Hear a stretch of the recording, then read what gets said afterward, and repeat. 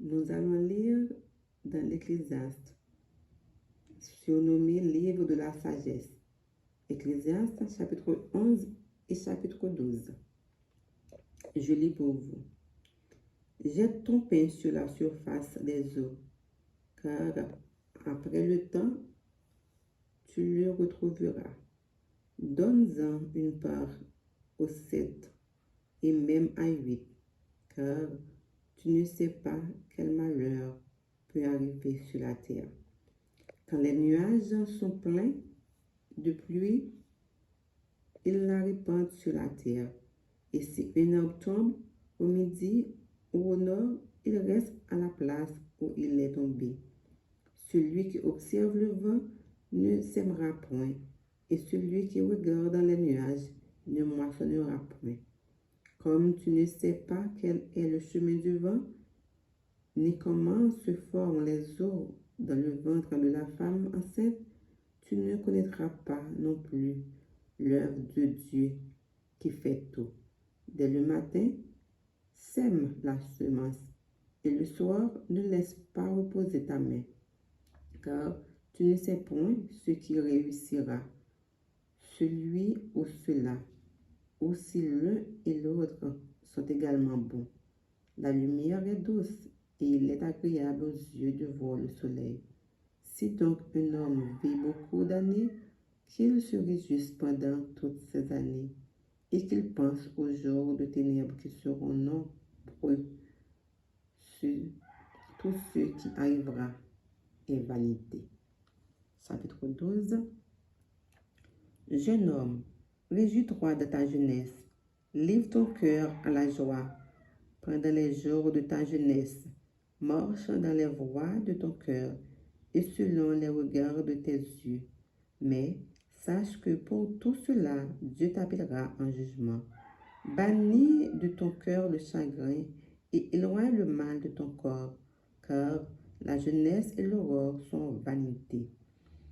Mais souviens-toi de ton Créateur pendant les jours de ta jeunesse, avant que les jours mauvais arrivent et que les années s'approchent, où tu diras, je n'y prends point de plaisir, avant que s'obscurcissent le soleil et la lumière, la lune et les étoiles, et que les nuages reviennent après la pluie. Temps où les gardiens de la maison tremblent, où les hommes forts se courent, où celles qui moulent s'arrêtent parce qu'elles sont diminuées, où ceux qui regardent par les fenêtres sont obscurcis, où les deux battants de la porte se ferment sur la rue quand s'abaisse le bruit de la meule, où l'on se lève au chant de l'oiseau, où s'affaiblissent toutes les filles du champ,